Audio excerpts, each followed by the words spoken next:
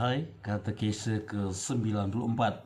Saudari-saudara, belakangan ini kita sering melihat di bangku-bangku gereja kita sesudah perayaan Ekaristi banyak bungkus makanan atau juga ada botol-botol minuman.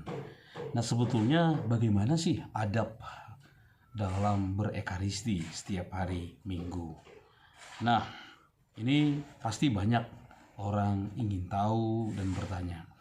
Nah, jadi saudara, tuntutan puasa itu dipaparkan dalam hukum gereja. Nah, maka pertanyaan yang pertama, mengapa kita berpuasa sebelum menyambut Komuni Kudus? Nah, rupanya sudah lama puasa selama beberapa waktu sebelum menyambut komuni sudah menjadi tradisi dalam gereja. Nah, mengenai hal ini ada bukti yang jelas dari akhir abad yang keempat, jadi maksudnya sekitar tahun 400-an ketika konsili-konsili di Afrika Utara mengesahkan bahwa Ekaristi harus dimakan sebelum setiap makanan lain pada hari yang bersangkutan. Santo Agustinus mengklaim bahwa praktek ini berasal dari zaman para rasul. Alasan puasa ini pada dasarnya adalah hormat terhadap sakramen Maha Kudus, tubuh dan darah Tuhan kita, yang tidak boleh dimakan bersama makanan sehari-hari.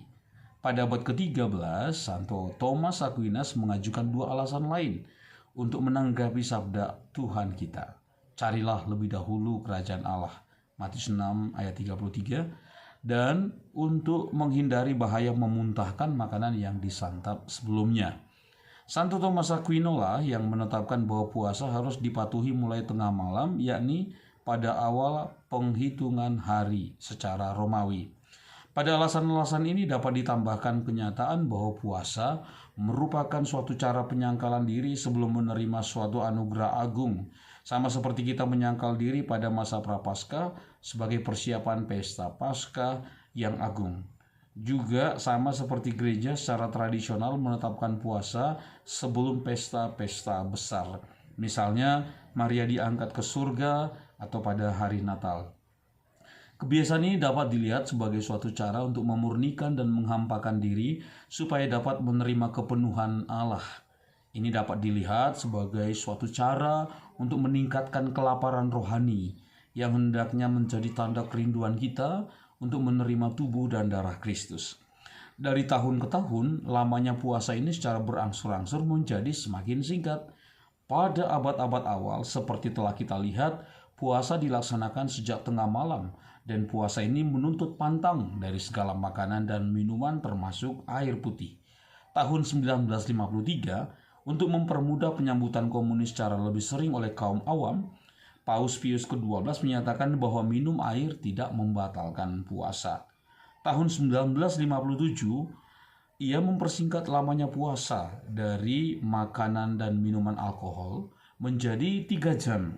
Sebagaimana tersirat, minuman lain dapat diminum tanpa membatalkan puasa. Di tahun 1964, Paus Paulus yang ke-6 mendekretkan bahwa puasa Ekaristi dari makanan dan minuman hendaknya dipersingkat menjadi 1 jam sebelum komuni. Dan di 1973, ia membebaskan orang sakit dan para perawatnya dari kewajiban yang bahkan sudah sangat dipersingkat ini. Sekarang, kitab hukum kanonik menetapkan bahwa kaum beriman wajib berpantang dari segala macam makanan dan minuman selama sekurang-kurangnya 1 jam sebelum komuni, terkecuali air putih dan obat-obatan. Mereka yang lanjut usia dan menderita sakit dan juga orang-orang yang merawat mereka dapat menyambut Ekaristi Maha Kudus meskipun dalam waktu 1 jam sebelumnya telah memakan sesuatu. KHK 919. Perlu dicatat bahwa puasa 1 jam ini harus dihitung sebelum penyambutan komuni dilaksanakan, bukan sebelum mulainya perayaan Ekaristi. Dan orang hendaknya tidak terlalu gelisah kalau pada kesempatan tertentu puasanya beberapa menit kurang dari 1 jam. Semoga kita mengindahkan anjuran dan aturan yang telah gereja berikan bagi kita. Tuhan memberkati.